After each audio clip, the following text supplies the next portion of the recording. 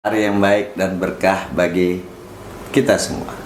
Setelah beberapa episode channel ini membahas tentang dunia investasi, kali ini saya akan kembali membahas ilmu ekonomi, khususnya tentang jenis barang dalam ilmu ekonomi.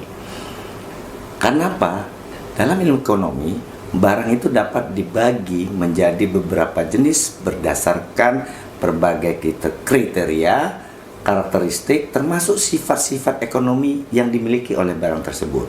Sehingga teman-teman saksikan terus sampai selesai agar tahu barang-barang yang Anda miliki, konsumsi, atau nikmati selama ini sehari-hari itu jenis barang apa sih dalam dunia ekonomi. Pantengin sampai kelar.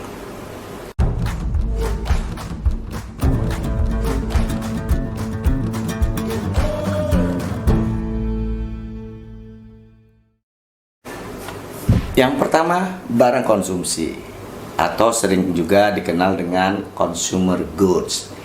Ini adalah barang-barang yang digunakan langsung oleh individu atau rumah tangga untuk memenuhi kebutuhan dan keinginan pribadi, seperti makanan, pakaian, alat elektronik, dan sebagainya. Sementara barang yang digunakan dalam proses produksi untuk menghasilkan barang dan jasa lainnya disebut barang modal atau capital goods. Contohnya apa? Mesin, peralatan manufacture, atau kendaraan pengangkut. Ketiga, kita dalam ilmu ekonomi mengenal barang inferior, yaitu barang yang memiliki permintaan yang turun justru pada saat pendapatan konsumen naik. Contohnya apa? Makanan cepat saji atau transportasi umum dalam beberapa kasus. Kok bisa? Gini, ketika teman-teman income-nya naik, permintaan teman-teman untuk menggunakan atau mengkonsumsi atau memanfaatkan kendaraan umum seperti kereta, ojek, baik online maupun konvensional, ataupun bus, itu menurun. Kenapa? Sudah ada keinginan untuk memiliki kendaraan pribadi, entah itu motor ataupun mobil, sehingga permintaan teman-teman terhadap transportasi umum pada saat income-nya naik itu cenderung turun, dan barang tersebut masuk kategori barang inferior. Yang ketiga, itu barang normal. Barang normal ini kalau dalam ekonomi yaitu barang yang kalau pendapatan konsumen atau individu naik, dia permintaan terhadap barang tersebut akan meningkat. Artinya inline gitu. Contohnya apa? Pakaian berkualitas tinggi, makanan mewah. Seiring pendapatan teman-teman atau kesejahteraan teman-teman meningkat, yang awalnya mungkin memakai pakaian yang biasa saja, sepatu biasa saja, contohnya mulai pengen yang branded.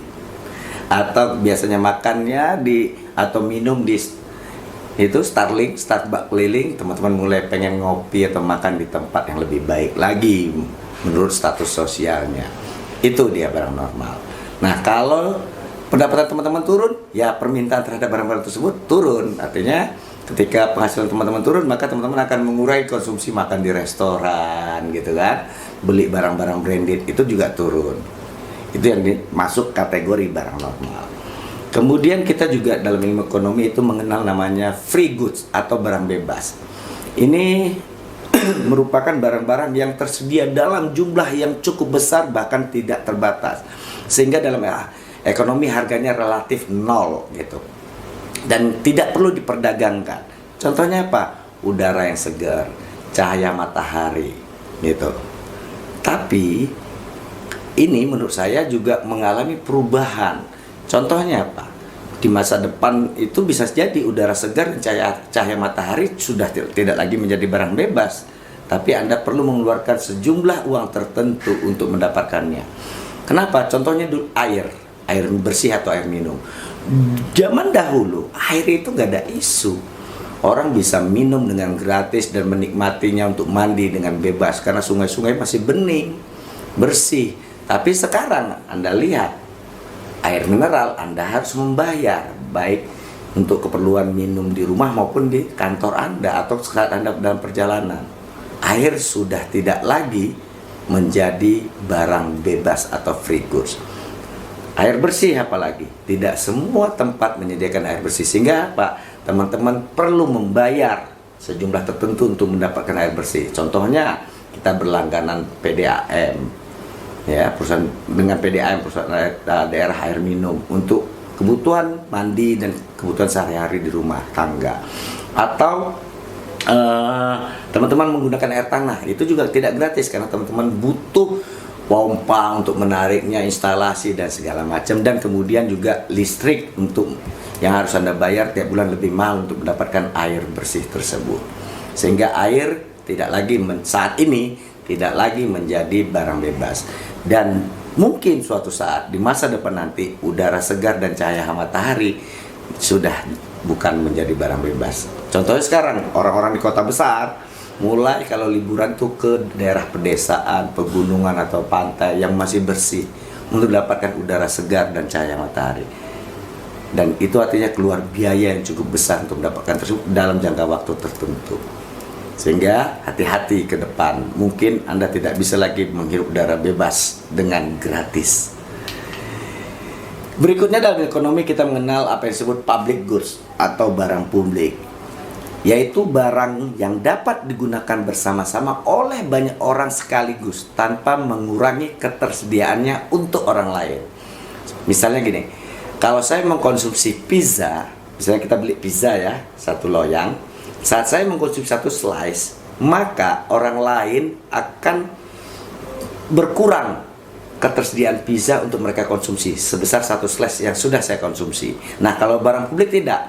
Kalau saya mengkonsumsinya, itu tidak mengurangi teman-teman atau orang lain untuk bisa mengkonsumsinya. Contohnya apa? Misalnya pertahanan nasional gitu. Sehingga saat saya mendapatkan perlindungan pertahanan nasional dari angkatan atau dari militer kita, itu tidak mengurangi teman-teman untuk mendapatkan kenyamanan pertahanan nasional juga. Atau contoh simpelnya yang lain lagi itu misalnya jalan raya gitu ya, yang dibangun oleh pemerintah, itu tidak mengurangi teman-teman untuk bisa menggunakan jalan tersebut saat saya menggunakannya. Tapi memang saat ini itu bisa menimbulkan kemacetan misalnya. Atau lagi cahaya, saat saya mengkonsumsinya itu, misalnya saya menggunakan cahaya, teman-teman tidak kekurangan cahaya karena saya mengkonsumsi cahaya tersebut gitu. Yang berikutnya dalam ilmu ekonomi kita sering mendengar private good atau barang pribadi. Ini merupakan barang yang dimiliki secara pribadi dan hanya bisa digunakan oleh pemiliknya atau mereka yang diberi izin gitu. Misalnya Anda punya rumah atau lahan, itu hanya Anda bisa gunakan, orang lain tidak bisa, kecuali dengan izin Anda, apakah mereka dengan menyewa atau dengan membayar sejumlah tertentu uang sebagai kompensasi gitu. Misalnya juga mobil, contohnya satu lain selain rumah. Yang lain kita sering juga mengenal dengan sebut barang terbatas atau economic goods disebutnya. Ini barang-barang yang memiliki nilai ekonomi dan biasanya teman-teman harus saat ingin menikmatinya atau mengkonsumsinya harus melalui pertukaran atau pembelian. Contohnya ya makanan tadi, atau pakaian, atau bahkan perumahan. Teman-teman baru bisa mengkonsumsi atau menikmatinya dengan melakukan pembelian atau pertukaran. Itu yang dimaksud dengan economics good. Selanjutnya, ilmu ekonomi juga mengenal barang komplementer atau complementary goods. Adalah barang yang sering digunakan bersamaan dengan barang lainnya, sehingga permintaan salah satu jenis barang ini cenderung akan bergantung pada permintaan barang lainnya. Contoh roti dan mentega gitu. Jadi permintaan roti itu akan bergantung juga terhadap permintaan barang lainnya, yaitu mentega gitu. Dia saling tergantung karena biasanya orang makan roti pakai mentega. Atau mobil dan bensin gitu. Dan lainnya apa? Teh dan gula. Ketika orang minum teh, ya orang akhirnya juga gula, sehingga kebutuhan terhadap gula sangat tergantung seberapa besar orang mengkonsumsi teh. Kebutuhan terhadap bensin sangat tergantung kepada kebutuhan orang terhadap kendaraan bermotor, baik roda 2 maupun roda 4. Selanjutnya kita mengenal barang substitusi atau substitute goods gitu. Ini merupakan barang yang bisa digunakan untuk memenuhi kebutuhan yang sama, sehingga permintaan satu barang dapat dipengaruhi oleh perubahan harga barang penggantinya. Contohnya apa? Kopi instan dan kopi biji gitu. Kan sering sekarang katanya penikmat kopi itu bukan kopi saset tapi kopi yang murni gitu biji. Jadi kalau permintaan kopi instan naik, maka akan mempengaruhi permintaan terhadap kopi biji.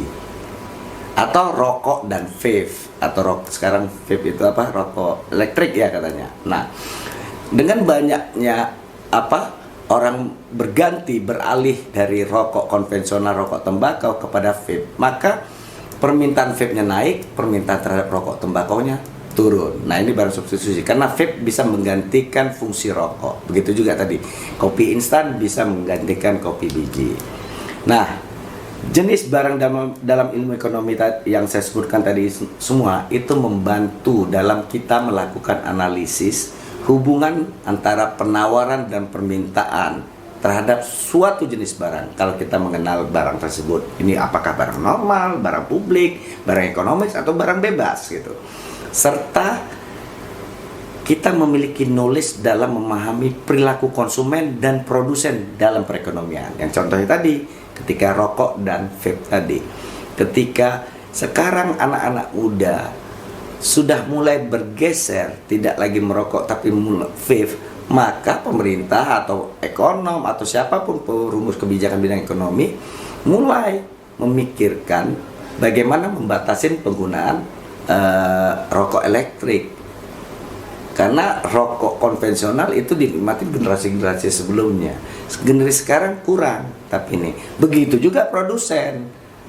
Nah, perilaku konsumennya akan mempengaruhi produsen. Mungkin produsen mulai beralih nih investasinya, tidak lagi ke pabrik-pabrik rokok konvensional, tapi mulai ke pabrik rokok memproduksi rokok elektrik.